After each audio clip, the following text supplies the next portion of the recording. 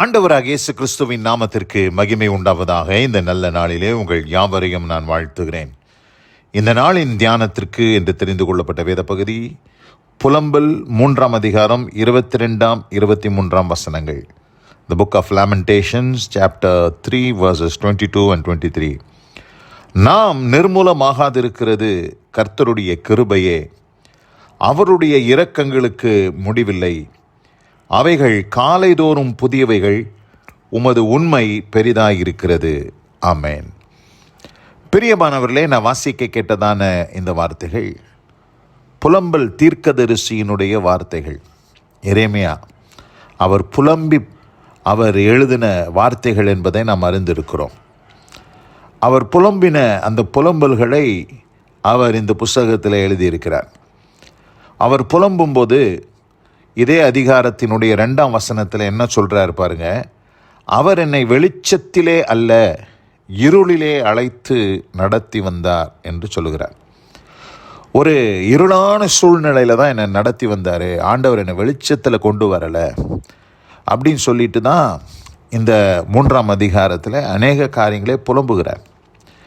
ஆனால் அப்படி ஒரு வெளிச்சமாக இருளான சூழ்நிலைக்குள்ளாக அவர் இருளிலே அவரை நடத்தி வந்த பொழுதிலும் அவருடைய வாழ்க்கையிலே ஒரு விடியலை அங்கே காண்பிக்கிறார். என்ன விடியல்? காலைதோறும் அவைகள் புதியவைகள், உமது உண்மை பெரிதாக இருக்கிறது. என்னது? கர்த்தருடைய கிருபை. அந்த கிருபையினால் நாம் நிர்மூலமாகாது இருக்கிறோம் அப்படின்றத அந்த 22ஆம் வசனத்தில் சொல்கிறார். நாம் நிர்மூலமாகாது இருக்கிறது கர்த்தருடைய கிருபையே, அவருடைய இரக்கங்களுக்கு முடிவில்லை. காலைதோறும் அவைகள் காலைதோறும் புதியவைகள். அப்போது அவருடைய வாழ்க்கையில் ஒரு விடியலை பார்க்கிறார். அந்த விடியல் எப்படி அவருடைய வாழ்க்கையில் அந்த விடியல் உண்டாகுது? ஒரு நியூ டார்னிங். அந்த டார்னிங் எப்படி இருக்குதுன்னு கேட்டிங்கன்னா, கிருபையாக அவருக்கு வெளிப்படுகிறது. பிரியமானவர்களே, இந்த அருமையான இந்த நல்ல நாளில் இந்த செய்தியை கேட்டுக்கொண்டிருக்கிற அன்பான சகோதரி சகோதரியே, ஒருவேளை இந்த புலம்பல் தீர்க்கதரிசியினுடைய வாழ்க்கையில் நடந்தது போல ஆண்டவர் உங்களை வெளிச்சத்திலே அல்ல இருளிலே ஆண்டவர் உங்களை சில காலங்களாக அழைத்து வந்திருக்கலாம்.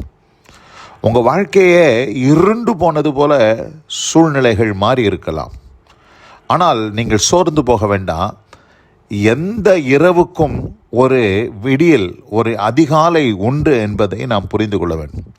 எல்லா ராக்காலத்துக்கும் ஒரு விடியற் காலம் உண்டு. ஒருவேளை இந்த சூழ்நிலையில் ஒரு ராக்காலத்திற்குள்ளாக கஷ்டப்பட்டு கொண்டிருக்கிற சகோதரி சகோதரியே, உங்கள் வாழ்க்கையில் நிச்சயமாக ஒரு விடியற் காலம் வருது. அது இப்பொழுதே வந்திருக்குது. அந்த விடியற் காலம் எப்படி வருதுன்னு கேட்டிங்கன்னா, நீங்கள் இதுவரைக்கும் நிர்மூலமாகவில்லை. நிர்மூலமாகாமல் அந்த கிருபை, எந்த கிருபை உங்களை நிர்மூலமாகாமல் காத்து கொண்டதோ அந்த கிருபை எப்படி உங்கள் வாழ்க்கையில் ஒரு விடியற் காலத்தில் அது வெளிப்படுகிறது என்று சொன்னால், காலைதோறும் அவைகள் புதியவைகளாக உங்கள் வாழ்க்கையில் வெளிப்படுகிறது என்பதை நீங்கள் புரிந்து கொள்ள வேண்டும். ஆதலால் இந்த செய்தியை கேட்டுக்கொண்டிருக்கிற அன்பான சகோதரி சகோதரியே, நீங்கள் சோர்ந்து போக வேண்டாம். நீங்கள் சோர்ந்து போக வேண்டாம். சங்கீதங்களின் புஸ்தகம் 90ஆம் சங்கீதத்தில் 14ஆம் வசனத்தை நான் வாசிக்கிறேன். நாங்கள் எங்கள் வாழ்நாளெல்லாம் களி கூர்ந்து மகிழும்படி காலையிலே எங்களை உமது கிருபையால் திருப்தியாக்கும். இந்த இடத்துல கூட பார்க்கும்போது ஒரு விடியற் காலத்தை நம்ம இங்கே பார்க்குறோம். இந்த விடியற் காலத்தில் இந்த இடத்துல என்ன சொல்கிறாரு? நாங்கள் வாழ்நாளெல்லாம் களி கூர்ந்து மகிழணும். நம்ம ஒவ்வொரு நாளும் களி கூர்ந்து மகிழுகிற ஒரு வாழ்க்கை வாழ வேண்டும் என்று சொன்னால் நமக்கு என்ன கிடைக்கணும் அப்படின்னு சொன்னால், ஒவ்வொரு நாள் காலையிலும் ஒரு புதிய கிருபையை நம்ம பெற்றுக்கொண்டே இருக்கணும். ஒவ்வொரு நாளும் புதிய கிருபை. அதை தான் இங்கே சங்கீதக்காரனும் சொல்கிறாரு. நாங்கள் எங்கள் வாழ்நாளெல்லாம் களி கூர்ந்து மகிழும்படி காலையிலே உமது கிருபையால் எங்களை திருப்தியாக்குங்க ஆண்டவரே, திருப்தியாக்குங்க. உம்முடைய கிருபை தான் எங்களை திருப்தியாக்க முடியும். வேறு எந்த காரியமும் எங்களை திருப்தியாக்க முடியாது. இந்த உலகத்தில் பணமோ ஆஸ்தியோ அந்தஸ்தோ பட்டமோ பதவியோ எதுவுமே ஒரு மனுஷனுக்கு திருப்தியை கொடுக்க முடியாது. அவனுடைய வாழ்க்கையில் ஒரு திருப்திகரமான காரியம் ஒன்று உண்டு என்று சொன்னால் அது தேவ கிருபை மாத்திரம்தான். அந்த திருப்திகரமான கிருபை அவனுடைய வாழ்க்கையில் இருக்குமேனால் அவன் தன் வாழ்நாளெல்லாம் களி கூறுவான். அப்போ ஒவ்வொரு நாள் அதிகாலையிலும் ஒவ்வொரு நாள் விடியற் காலையிலும் புதிய கிருபையினால் ஆண்டவர் நம்மை திருப்தியாக்க வேண்டும். அப்படிப்பட்ட ஒரு அனுபவத்தை தேவன் உங்களுக்கு தந்தருளி உங்களை ஆசீர்வதிப்பாராக. யோவான் சுவிசேஷம் 1 அதிகாரம் 16 நான் வாசிக்கிறேன். அவருடைய பரிபூரணத்தினால் நாம் எல்லாரும் கிருபையின் மேல் கிருபையை பெற்றோம் என்று இந்த இடத்துல எழுதப்பட்டிருக்கிறது. எப்படி தந்தருளுகிறாரா? இயேசு கிறிஸ்துவினுடைய பரிபூரணத்திலிருந்து, அவுட் ஆஃப் ஹிஸ் ஃபுல்னஸ், அவருடைய நிறைவிலிருந்து நாம் எல்லாருக்கும் கிருபையின் மேல் கிருபை, grace for grace, grace instead of grace, grace upon grace, கிருபைக்கு மேல் கிருபை, கிருபைக்கு பதிலாக கிருபையை தேவன் தந்து கொண்டே இருப்பதினாலே உங்கள் வாழ்க்கையில் ராக்காலங்கள் மாறி ஒரு புதிய விடியல் உண்டாகும் என்பதிலே எந்த சந்தேகமில்லை.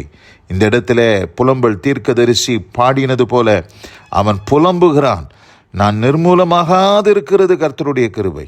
அவன் புலம்பிக் கொண்டே இருக்கிறான். என் ஆண்டவர் வெளிச்சத்தில் அல்ல, இரவிலே இருட்டிலே ஆண்டவர் என்னை அழைத்து கொண்டு வந்தார், இருளிலே அழைத்து கொண்டு வந்தார். என் வாழ்க்கையெல்லாம் இருட்டுக்குள்ளேயே நான் நடந்தேன்.